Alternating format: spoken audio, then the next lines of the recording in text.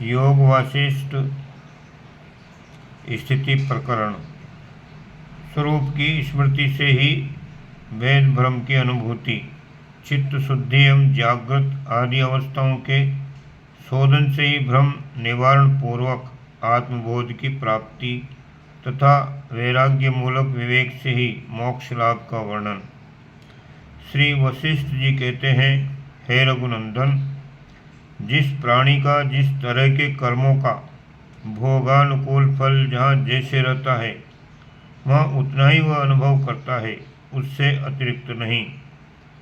एक व्यक्ति के हृदय में विद्यमान जो मनोराज्य है उसे देखने या भोगने आदि में दूसरे व्यक्ति का मन सफल नहीं होता। ये जो असफलता को प्राप्त हुई मन की स्थिति है वही उसके विच्छेद यानी नानात्व में हेतु है। यूँ जानना चाहिए, उस मन के भेद से ही जीवों के भी भेद होते हैं, अर्थात जैसे भिन्न भिन्न मन हैं उसी तरह भिन्न भिन्न जीव भी हैं। जैसे सुवर्ण अपने ज्ञान के अभाव में कड़े कंगन आदि के रूप को प्राप्त होता है, उसी प्रकार जिसे अपने स्वरूप का ज्ञान नहीं है उस चेतन ने स्थूल देह को स्वीकार करके संसार रूपिणी अविद्या का मिथ्या ही अनुभव किया है। संपूर्ण जीव समूह का आत्मा स्वयं ही अपने संकल्प से जागृत, स्वप्न और सुषुप्ति नामक तीन अवस्थाओं को प्राप्त हुआ है। इन अवस्थाओं में शरीर कारण नहीं है। इस प्रकार जागृत आदि तीन अवस्था रूप आत्मा में ही जीवत्व है, अर्थात वो आत्मा ही जीव रूप से स्फुरित हो रहा है।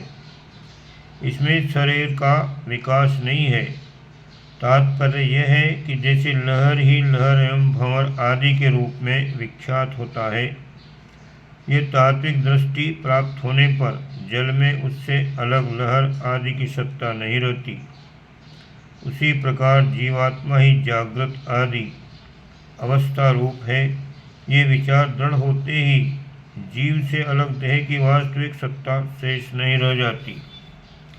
इसी प्रकार तत्वज्ञ पुरुष सुषुप्ति अवस्था के अवसानभूत तुरीय पद रूप सच्चिदानंद घन परमात्मा को ज्ञान द्वारा प्राप्त करके संसार से निवृत्त हो जाता है। परंतु जो मूढ़ जीव है वही सृष्टि में प्रवृत्त होता है। ज्ञानी और अज्ञानी दोनों की सुषुप्ति एक रूप ही है, क्योंकि अज्ञ को भी सुप्त अवस्था में सुख की प्राप्ति होती है, किंतु अज्ञानी जीव तो सुषुप्तावस्था में पहुंचकर भी असंबुद्ध वास्तविक आत्मज्ञान से रहित और देहात्म भाव की भ्रांति वासना से वासित होने के कारण सृष्टि को प्राप्त होता है, परंतु ज्ञानी नहीं। पर ब्रह्म परमात्मा निर्विशेष होने के कारण स्वभाव नहीं कहा जा सकता। निर्विकार, अद्वितीय और असंग होने के कारण जो वास्तव में किसी का कारण नहीं है, तथापि संपूर्ण प्रपंच के आरोप का अधिष्ठान रूप से आदि कारण है, उस निर्विशेष पर ब्रह्म परमात्मा में वस्तुतः कारण एवं निमित्त आदि वस्तु की भी संभावना नहीं है। अतः ब्रह्म में बिना किसी कारण के ही प्रतीत होने वाला ये जगत मिथ्या ही है। सार वस्तु यानी ब्रह्म का ही विचार करना उचित है। असार वस्तु यानी दिखने वाला ये संसार, इसके विचार से क्या लाभ। बीज अपने स्वरूप का त्याग करके अंकुर आदि के क्रम से फल रूप में परिणित होता देखा जाता है, परंतु ब्रह्म वैसा नहीं है। वो अपने स्वरूप का त्याग किए बिना ही जगत रूप आराध्य रूप का अधिष्ठान रूप से कारण होता है। बीज का अवयव आदि सब कुछ साकार है, अतः उससे निराकार परम पदरूप ब्रह्म की तुलना करना उचित नहीं है। इसलिए कल्याण स्वरूप ब्रह्म के लिए कोई उपमा सम्मत ही नहीं हो सकती। अपने को दृश्य रूप में देखने वाला दृष्टा अपने वास्तविक स्वरूप आत्मा को नहीं देख सकता, इसलिए उसे अनर्थ की प्राप्ति होती है। जिसकी बुद्धि प्रपंच से आक्रांत हो ऐसे किसी पुरुष को अपनी यथार्थ स्थिति का ज्ञान नहीं होता।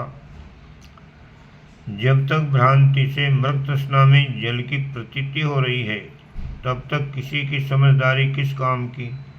और जब ये ज्ञान हो गया कि यहाँ जल नहीं है, तब वहाँ मृग तृष्णा ही क्या रह गई। जैसे नेत्र बहिर्मुख होने के कारण अपने आप को नहीं देख पाता, उसी प्रकार आकाश की भांति निर्मल होता हुआ भी दृष्टा बहिर्मुख होने के कारण अपने स्वरूप का साक्षात्कार नहीं कर सकता।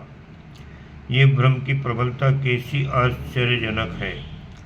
यदि दृश्य प्रपंच को दृश्य रूप से ही सच्चा समझा जाए तो आकाश के समान निर्मल ब्रह्म यत्न करने पर भी नहीं मिल सकता। फिर तो उसकी प्राप्ति बहुत दूर हो जाती है। हे श्री राम, इसलिए उसको दृश्य ही दिखाई देता है, दृष्टा का दर्शन नहीं होता। वास्तव में एकमात्र दृष्टा ही सर्वत्र स्थित है। दृश्य नाम की कोई वस्तु यहाँ है ही नहीं। जो कुछ दिखाई देता है वह केवल भ्रम है।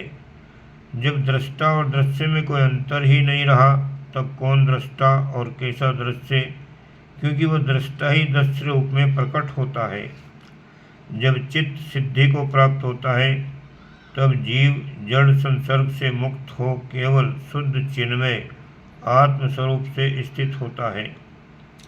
वह चेतन आत्मा शुद्ध एवं सर्वव्यापी है। चेतन आत्मा जहाँ जिस वस्तु की भावना करता है, वहाँ वह तत्काल प्रकट हो जाती है। उसने स्वप्न में भी जो कुछ देखा है, वह स्वप्न के समय में सत्य ही है।